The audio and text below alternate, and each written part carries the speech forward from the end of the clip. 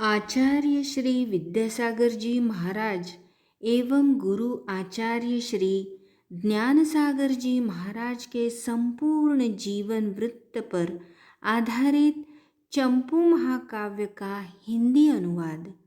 अनासक्त महायोगी। लेखक मुनि प्रणम्य सागर महाराज जी। 7वां सर्ग। गुरु गरिमा आख्यान। अब गांव-गांव से संबंधी जनों के द्वारा पंडित भूरामल के विवाह का प्रस्ताव आने लगा, जिस कारण एक बार माँ ने भूरामल से कहा, तुम्हारे मन में इस विषय में क्या है? प्रकृति के साथ पुरुष का संबंध नैसर्गिक है। अनंत इच्छाओं को रोकने के लिए समाज की यह व्यवस्था हाथी को खूंटे पर बांधने की तरह प्रामाणिक है। बहुत थके हुए पुरुष की यह विश्राम स्थली मानो दूसरी ही प्रकृति है।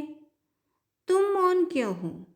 आपके विवाह के बिना छोटे भाइयों को भी विलंब होगा। तुम्हें जिसके साथ भी संबंध की इच्छा हो, निस्संकोच होकर कहो। बड़ा भाई तो लज्जा के कारण इस विषय में कोई बात नहीं करेगा। मुझे ही सभी लोग पूछते हैं, जिससे उन्हें क्या उत्तर दूँ? यह सुनकर भूरामल ने कहा, प्रकृति, स्वभाव और शील ये सभी शब्द समान अर्थ में रहते हैं। आत्मा की प्रकृति अर्थात स्वभाव तो ज्ञान है और ज्ञान राग का विरोधी है। मुझे तो यह स्त्री राग अग्नि के पिंड की तरह दिखाई देती है, जिस अग्नि में गिर जाने वाले पुरुष के ज्ञान और शील भस्म हो जाते हैं। मनुष्यों की काम से काम की वृद्धि खूब होती है। कहीं भी ऐसा नहीं देखा जाता है कि खूब ईंधन से अग्नि को संतुष्टि हो जाती है। शांत लहरों से जो गंभीर है, ऐसे अनेकांत रूपी महासागर में डुबकी लगाने से ही इस प्राणी को जन्म और मृत्यु के दावानल से शांति मिल सकती है। चिरकाल तक भोगों को भोग कर भी मुझे शांति प्राप्त नहीं हुई। अब वर्तमान में तुच्छ भोगों से इस अल्प आयु में क्या शांति हो सकती है? पहले दीर्घकाल तक चक्रवर्ती और नारायणों के द्वारा इच्छानुसार भोगों का सेवन किया गया है, किंतु वे भी तृप्ति को प्राप्त नहीं हुए हैं। इस भाव में मैं सरस्वती की अच्छी तरह सेवा करूँगा, ऐसी मेरी भावना है। उसी में मन की आसक्ति मानसिक मोह का नाश करती है। भगवान महावीर का यह तीर्थ कलुषता रहित है और शुद्धि को देने वाला है।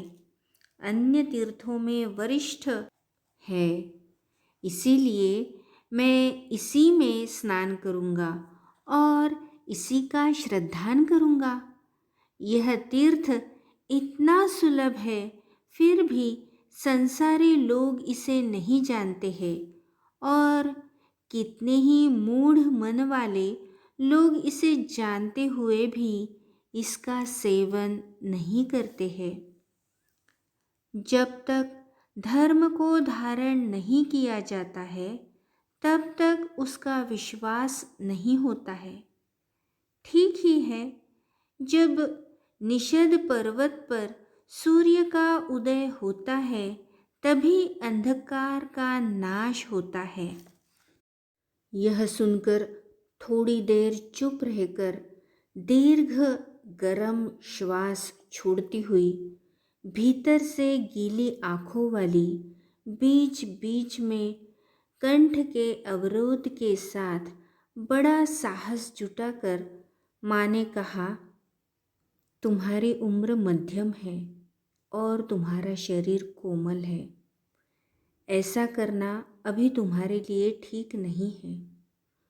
बुद्धिमान लोग गृहस्थ आश्रम में प्रवेश करके जीवन के अंत में तपोवन का आश्रय लेते हैं।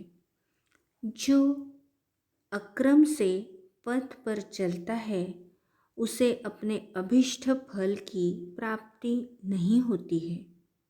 भरत, सगर, राम आदि महापुरुष भी तीनों पुरुषार्थ करके दीक्षित हुए थे। इस दुखमा काल में भाव आवेश से कुछ भी नहीं करना चाहिए। वही कार्य करना चाहिए जिससे स्व पर का चित्त निराकुल रहे। ब्रह्मचर्य से जीवन यापन करना बहुत कठिन है।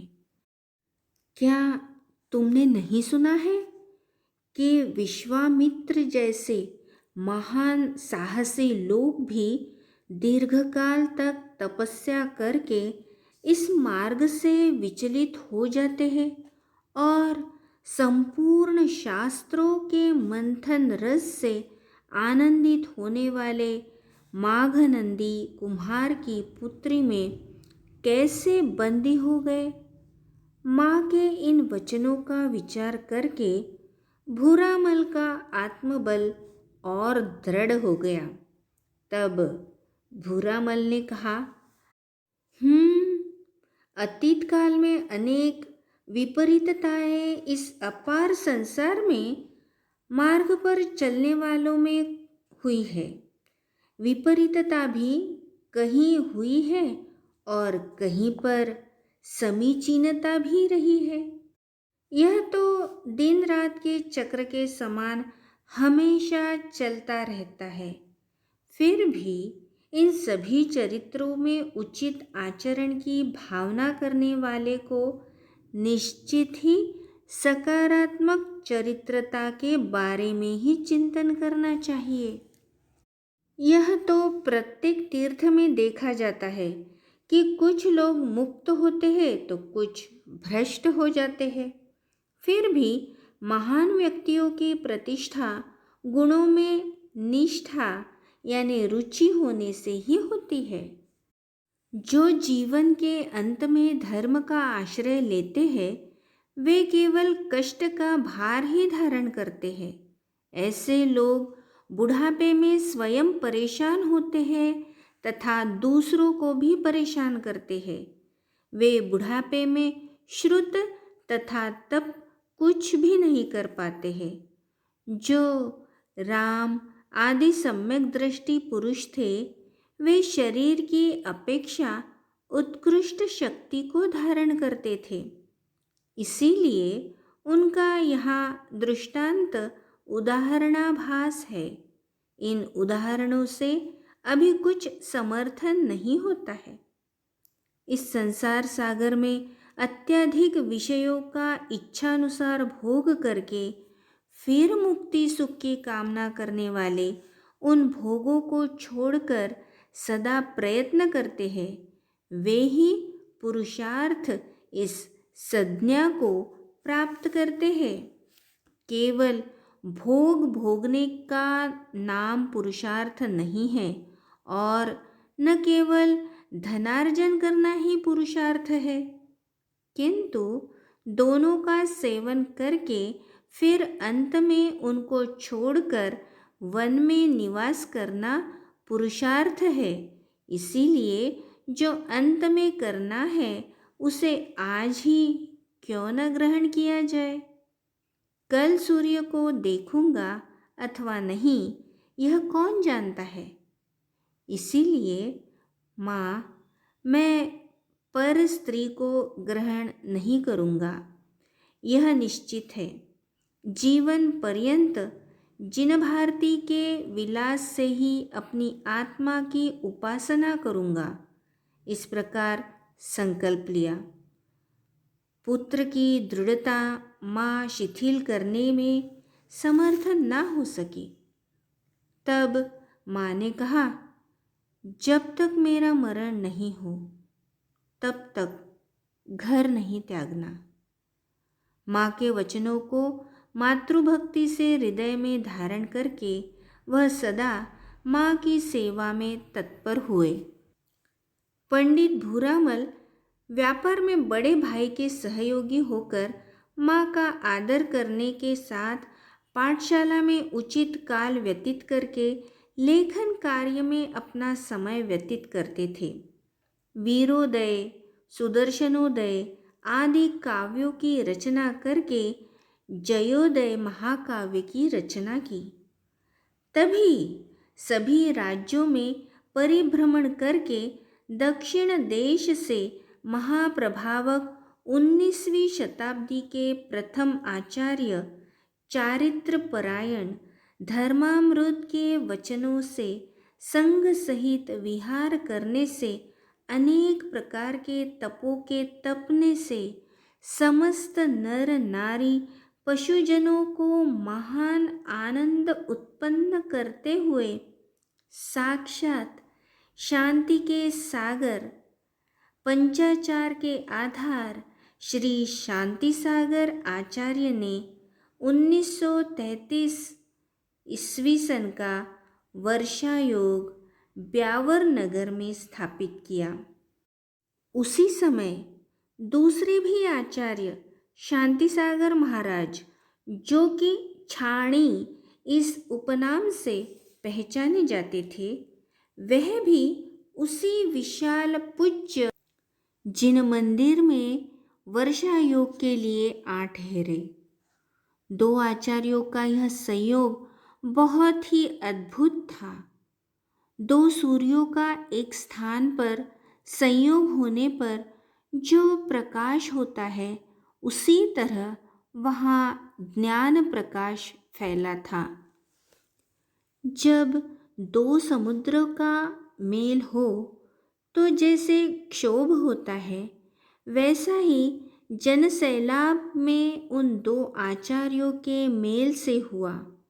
दो महान पर्वतों का एक दृष्टि से दर्शन करने की तरह उन आचार्यों का एक साथ दर्शन अपूर्व शोभावान था। दो बादलों के जल की वर्षा की तरह एक साथ अमृत वचनों की वर्षा होती थी। बृहस्पति और शनि ग्रह का मीन राशि में मेल होने की तरह बैतलहम का तारे की तरह यह संयोग हुआ था। इस प्रकार हृदय में भावना करके दर्शन की उत्कंठा से पंडित भूरामल उन दोनों आचार्य देव के समक्ष शीघ्र उपस्थित हुए, जिनकी देह के परमाणु भव्य जीवों की कलुषित मनोदशा को प्रक्षालित करने में समर्थ है। तब उन्होंने अपने मन में स्तुति की, जो अमृत वचन रूपी किरणों के समुदाय को देने वाले सूर्य के समान है, अथवा शुक्ल पक्ष के चंद्रमा के समान है। इसीलिए पंडित भूरामल जी विभ्रम को प्राप्त हुए। फिर भी विचार किया कि सम्यक दृष्टि होने से यह आचार्य भ्रम का नाश करने वाले और पाप से रहित है। रत्नत्रय के द्वारा कामरूपी बाणों को जीतकर जो दुष्ट काम का नाश करने वाले हैं, जो मन वचन काय 3 प्रकार का सत्व यानी बल धारण किए हैं, जिन्होंने दोनों नए से अन्य मतों का मर्दन किया है, जो 3 लोक को जीतने वाले, काम को भी जीतने वाले हैं और यशस्वी है। स्त्रियों में और धन में इच्छा को नाश करने की शक्ति बड़े बड़े शक्तिशालियों में नहीं है। मुक्ति पथ के बीच में 2 पर्वत की तरह इन दोनों ही प्रकार की इच्छा का उल्लंघन करके आप मुक्ति पथ के द्वार पर आ गए। आप धन्य हैं। पंचाचार के महापथिक, जगत के सूर्य, प्रकाश पुंज, अज्ञान रूपी घोर अंधकार में लीन मार्ग को दिखाने वाले यह प्रवीण पुरुष खूब सुशोभित रहे हैं। अपने मुख की आभा से जिन्होंने चंद्रमा की शोभा को और अपने संघ के समूह के द्वारा नक्षत्रों की शोभा को दूर फेंक कर अपनी आत्मा की अतुलनीय शोभा से यह अद्वितीय शोभा को धारण कर रहे हैं। एक तरफ जो पंचेंद्रियों के विषयों की विषम ज्वाला और एक और यह शांति का झरना, एक तरफ तो यह काम का विलास फैल रहा है और एक और यह इंद्रियों को दमन करने की बुद्धि, एक तरफ तो धन वैभव को प्राप्त करने के लिए इतना परिश्रम और एक और मोक्ष की प्राप्ति के लिए श्रम। ठीक ही है, संसारी जीवों की चित्तवृत्ति विचित्र होती है। चूंकि इस प्रकार मेरी आयु संयम रहित और निश्चय अध्यात्म से रहित निष्फल ही निकल गई। देव और विशिष्ट बुद्धिमानों से मान्य जो महामूल्यवान चारित्र है, उसको मैंने ज्ञान मात्र में लीन होते हुए क्यों नहीं धारण किया।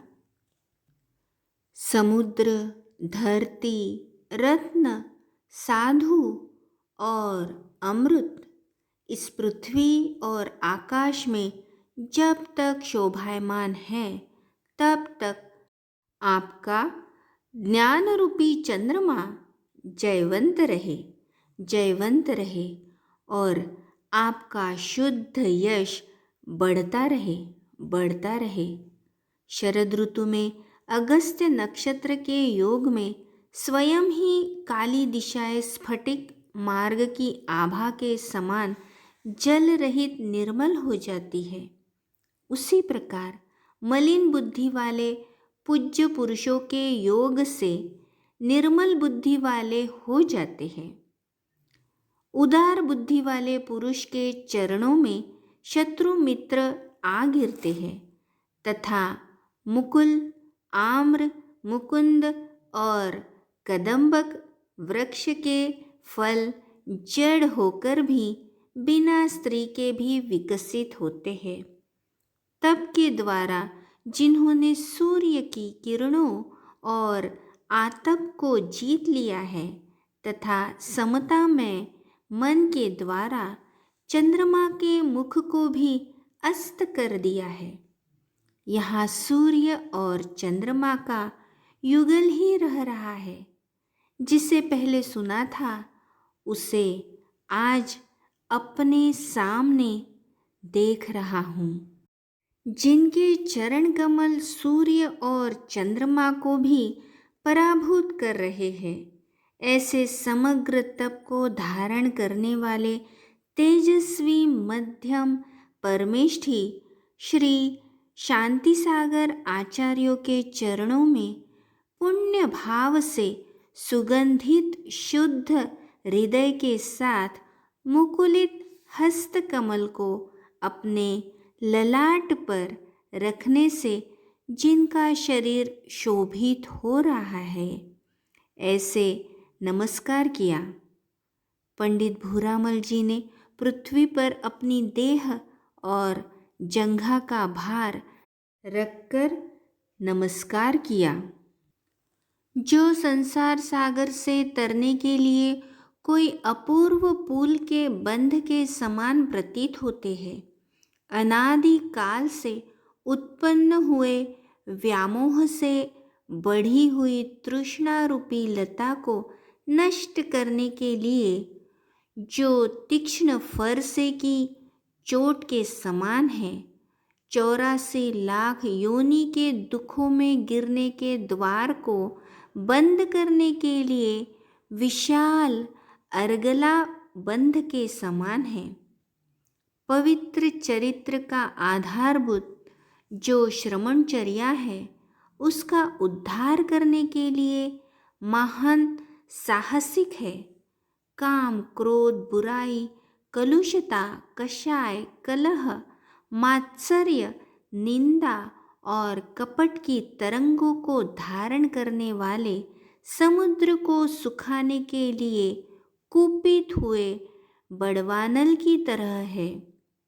अति चिक्कण अप्रकट राग की किसलय को जन्म देने वाले जड़ का नाश करने के लिए जो तीव्र तुषार प्रतीत होते हैं, जिनका दर्शन अमृत भोजी देवों के समूह के लिए तृप्ति के लिए है, जिनको चर्या विधि का ज्ञान ही कुपथ के मार्ग पर प्रेरणा देने वाले अनेक दार्शनिकों के कुतर्कों को निर्मूल नाश करने के लिए है, जिनका स्मरण ही विक्षिप्त चित्तवृत्ति वाली को एकाग्र चित्त कर देता है, जिनका नाम लौकिक मार्ग पर होने वाले विघ्न समूह की शांति के लिए है। उसी प्रकार द्वितीय आचार्य श्री शांति सागर छाणी के चरणों में नमस्कार करके तथा सभा में स्थित मुनि संघ में यथा योग्य नमस्कार आदर करके वह कुशल पुरुष अपने स्थान पर बैठ गए। जिसे पहले नहीं देखा, जो देह की चेष्टा से उत्तम वंश में जन्म की सूचना दे रहा है, जो अपनी विनम्रता से तपस्वियों को भी आकर्षित कर रहा है, ऐसा यह पुरुष कौन है? ज्योतिष शास्त्र के ज्ञाता होते हुए भी वह उसका उपयोग यदा कदा ही करते थे। विशेष आग्रह से श्री दिगंबर जैन मंदिर मोदी नगर की प्रतिष्ठा का मुहूर्त प्रेमचंद श्रावक को बताया। संकेत प्राप्त करके पंडित भूरामल जी ने स्वयं लिखे शास्त्र जयोदय महाकाव्य को आचार्य श्रेष्ठ के कर कमलों में प्रदान किया। ग्रंथ के पांडित्य को देखकर वह सभी मुनि आचार्यों से बहुत प्रशंसित हुए। सभा के लोग भी आचार्य परमेष्ठी के मुख से पंडित ब्रह्मचारी की प्रशंसा सुनकर प्रसन्न हुए हैं और कितने ही आश्चर्यचकित हुए। एक बार पंडित भूरामल द्वारा रचित शास्त्रों के यश की चर्चा साढ़ूमल निवासी पंडित हीरालाल ने सुनी। उन शास्त्रों को जब उन्होंने देखा तब उनका मन प्रसन्नता से भर गया। सत्य ही है, विद्वान ही विद्वान के परिश्रम को जानता है। अनेक काव्यों की रचना की है, फिर भी प्रकाशन और प्रचार के लिए कोई प्रयास नहीं दिखता है। यह सोचकर पंडित भूरामल के प्रति पंडित हीरालाल के मन में सहानुभूति उत्पन्न हुई। तब पंडित हीरालाल जी ने अपने परिश्रम से ग्रंथों का प्रकाशन किया। उन्होंने पंडित भूरामल जी को यह प्रेरणा दी कि आपको इन ग्रंथों की स्वपद्य टीका भी करना चाहिए, अन्यथा पाठकों को ग्रंथ के पठन पाठन में क्लेश उत्पन्न होगा और अरुचि भी होगी। उनकी प्रेरणा के कारण पंडित भूरामल ने वीरोदय की स्वपद्य टीका रची। अत्यंत मितव्ययी और अनर्थ दंड से भयभीत पंडित भूरामल पत्र के ऊपर कागज के टुकड़ों के ऊपर ही लिखकर विराम ले लेते थे। जिनालय में ही स्वयं लिखित ग्रंथों को स्थापित करके अन्यत्र चले जाते। वे निस्पृह होकर फिर उसकी चिंता नहीं करते थे। मुनि के समान वर्णी यानी त्यागी दया मूर्ति पंडित भूरामल दया धर्म का उपदेश देते हुए वर्षा योग में हमेशा एक स्थान पर रहते थे। यह धर्म पवित्र है और धारण करने वाले को भी पवित्र करता है। धर्म धारण करने वाले का यह दायित्व होता है कि इसकी पवित्रता का नाश न होने पाए। पहले अपनी आत्मा की भावना अच्छी तरह भानी चाहिए, बाद में प्रभावना की भावना करनी चाहिए। जो सदा व्याकुल मन वाला स्वयं है, वह दूसरों को निराकुल कैसे कर सकता है। सज्जनों का मन जल के समान बहते रहने से ही शुद्ध होता है। ऐसा मानकर पंडित भूरामल यथाशक्ति विहार करने में अपनी बुद्धि को करते थे। जैसे सूर्य बिना किसी की अपेक्षा के उदित होकर जगत का उपकार करता है, उसी प्रकार तत्व ज्ञान से प्राणियों का उपकार करना चाहिए। उपदेश देने से ही धर्म का तीर्थ प्रवर्तन होता है। देशना के बिना भगवान महावीर के केवल ज्ञान से भी क्या हो। इस प्रकार पंडित जी हिसार, दिल्ली आदि स्थानों में भी निपरिग्रही होकर विहार करते हुए धर्मामृत की वर्षा से सभी भव्य जीवों के मन के मिथ्यात्व और कषायों को साफ करते हुए सम्यक दर्शन और सम्यक ज्ञान प्रदान करके विहार करते थे। कितने ही लोगों ने श्रावकों के व्रत प्रतिमाओं को ग्रहण किया। कई आचार्य संघों में अध्यापन भी कराया। आर्य का सुपार्श्वमती आदि ने भी विद्या अध्ययन का लाभ लिया। एक बार आचार्य चंद्रसागर जी के संघ में कोई महिला व्रतों को ग्रहण करके घर गई। जब परिवार के लोगों को उस महिला के व्रत के विषय में जानकारी हुई, तब सभी लोग असंतुष्ट हुए। प्रति समय प्रत्येक कार्य की उलाहना से वह दुखित हो गई, जिस कारण से संघ के बीच में वह आकर कहने लगी कि मैं व्रत परिपालन के लिए समर्थ नहीं हूँ। सभी लोग मुझे प्रताड़ित करते हैं। मेरा कोई पुत्र नहीं है, इसीलिए पहले से ही घर के लोग मुझसे असंतुष्ट हैं। ऐसी स्थिति में जिन दर्शन करने का व्रत पालन मैं कैसे करूं? आप मुझे क्षमा करें। इस प्रकार खेद खिन्न मुख लिए हुए रोने लगी। तब संघ के सदस्य एक दूसरे का मुख देखकर धीरे धीरे बातचीत करने लगे। पंडित भूरामल जी ने परिस्थिति की गंभीरता को देखकर कहा, आपने अपने कर्म के विपाक से गृहस्थ संबंधी दायित्वों का बाल्यावस्था से लेकर आज तक अच्छी तरह निर्वाह किया है। सुख और दुख अपने अपने कर्म के उदय से होते हैं। फिर व्यक्ति को हर्ष अथवा विषाद किसी भी तरह नहीं करना चाहिए। इस लोक में किसी की भी दशा एक जैसी नहीं रहती है। जैसे दिन के बाद रात और रात के बाद दिन होता रहता है। जिनेंद्र भगवान की पूजा पाप का नाश करने वाली है।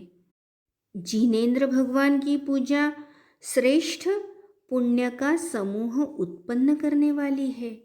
जिनेंद्र भगवान की पूजा मद का नाश करने वाली है। जिनेंद्र भगवान की पूजा सुख और शांति करने वाली है। हित की इच्छा करने वालों को धर्म छिपकर भी कर लेना चाहिए। धर्म के बिना सुख की इच्छा खारे जल से प्यास को दूर करने के समान है। इसीलिए सुख की इच्छा से दर्शन और पूजन हमेशा करना चाहिए। जैनियों का यह प्रथम कर्तव्य है। इसे कोई व्रत नहीं माना जाता है। वह स्त्री श्वास लेते हुए बड़ी कठिनता से पुनः कहने लगी, आपके वचन तो धार्मिक है और तात्विक है। मेरा जीवन तो पारिवारिक क्लेश के कारण दूसरा ही है। पुत्र के बिना स्त्री की स्थिति क्या होती है, यह आप जान नहीं सकते। पति शिक्षित भी हो, परिवार के लोग सभ्य भी हो और समाज के लोग धार्मिक भी हो, तो भी पुत्र रहित स्त्री को हीन और अपमान की दृष्टि से ही देखते हैं। ऐसे लोगों को धर्म तो अनावश्यक भार लगता है। नियम पूर्वक जिनालय जाकर पूजा करना तो असंभव ही है। तब दया से द्रवित हृदय वाले त्यागी जी ने पुनः कहा, व्यर्थ में चिंता मत करो। आप घर में रहकर ही भावों से जिनेंद्र भगवान की पूजा की भावना करो। मैं रोज आपके घर में जिनेंद्र भगवान के अभिषेक को भेज दूंगा। उस अभिषेक को अपने मस्तक पर अर्पण और वंदन नियम से शुद्ध भाव से करना। यह सुनकर हर्ष अश्रुओं को पोंछते हुए और उनके उपकार को मन में भाते हुए वंदना करके चली गई।